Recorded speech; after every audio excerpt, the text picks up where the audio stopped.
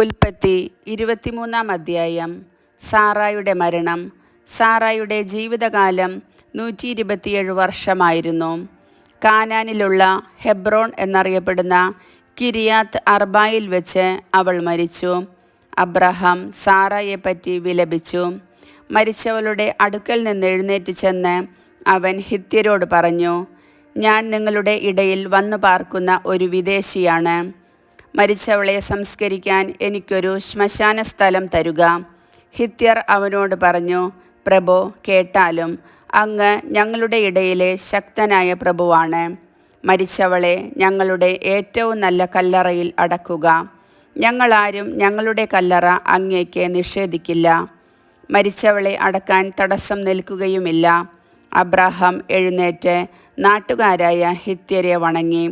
അവൻ അവരോട് പറഞ്ഞു, ഞാൻ മരിച്ചവളെ ഇവിടെ സംസ്കരിക്കുന്നത് നിങ്ങൾക്ക് സമ്മതമാണെങ്കിൽ സോഹാറിൻ്റെ പുത്രനായ എഫ്രോണിനോട് എനിക്ക് വേണ്ടി മാധ്യസ്ഥം പറയുക.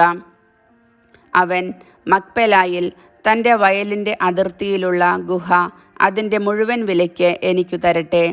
ശ്മശാനമായി ഉപയോഗിക്കാൻ അതിൻ്റെ കൈവശാവകാശം നിങ്ങളുടെ മുൻപിൽ വെച്ച് അവൻ എനിക്കു നൽകട്ടെ. എഫ്രോൺ ഹിത്യരുടെ ഇടയിൽ ഇരിപ്പുണ്ടായിരുന്നു. ഹിത്യരും നഗരവാതിലിലൂടെ കടന്നുപോയ എല്ലാവരും കേൾക്കെ അവൻ അബ്രാഹത്തോട് പറഞ്ഞു, അങ്ങനെയല്ല പ്രഭോ, ഞാൻ പറയുന്നത് കേൾക്കുക. നിലവും അതിലുള്ള ഗുഹയും എൻ്റെ ആൾക്കാരുടെ മുൻപിൽ വെച്ച് അങ്ങേക്കു ഞാൻ തരുന്നു. അങ്ങയുടെ മരിച്ചവളെ അടക്കിക്കൊള്ളുക. അബ്രഹാം നാട്ടുകാരെ കുമ്പിട്ട് വണങ്ങി. നാട്ടുകാർ കേൾക്കെ അവൻ എഫ്രോണിനോട് പറഞ്ഞു, നിങ്ങൾ എനിക്ക് അതു തരുമെങ്കിൽ ദയചെയ്ത് ഞാൻ പറയുന്നത് കേൾക്കുക. നിലത്തിൻ്റെ വില ഞാൻ തരാം, അത് സ്വീകരിക്കണം. മരിച്ചവളെ ഞാൻ അതിൽ അടക്കിക്കൊള്ളാം. എഫ്രോൺ അബ്രാഹത്തോട് പറഞ്ഞു, പ്രഭോ, എൻ്റെ സ്ഥലത്തിന് 400 ഷെക്കൽ വെള്ളിയേ വിലയുള്ളൂ. നാം തമ്മിലാവുമ്പോൾ അത് വലിയൊരു കാര്യമാണോ? അങ്ങയുടെ മരിച്ചവളെ സംസ്കരിച്ചു കൊള്ളുക. എഫ്രോണിൻ്റെ വാക്ക് അബ്രഹാം സ്വീകരിച്ചു.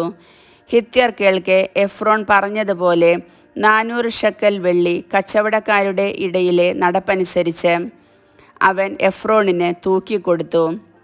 മാമ്രയ്ക്കു കിഴക്ക് വശത്തെ മക്പെലായിൽ എഫ്രോണിനുണ്ടായിരുന്ന നിലം അതിൻ്റെ 4 അതിർത്തികൾ വരെയും അതിലെ ഗുഹയും വൃക്ഷങ്ങളും സഹിതം ഹിത്യരുടെയും നഗരവാതിൽക്കൽ കൂടി കടന്നുപോയവരുടെയും മുൻപാകെ വച്ച് അബ്രഹാത്തിന് അവകാശമായി കിട്ടി. അതിനുശേഷം അബ്രഹാം ഭാര്യ സാറായെ കാനാൻ ദേശത്ത് മാമ്രയ്ക്കു കിഴക്ക് ഹെബ്രോണിൽ മക്പെലായിലെ വയലിലുള്ള ഗുഹയിൽ അടക്കി. ആ നിലവും അതിലെ ഗുഹയും അബ്രാഹത്തിന് ഹിത്യരിൽ നിന്ന് ശ്മശാന ഭൂമിയായി കൈവശം കിട്ടി. കർത്താവിൻ്റെ വചനം.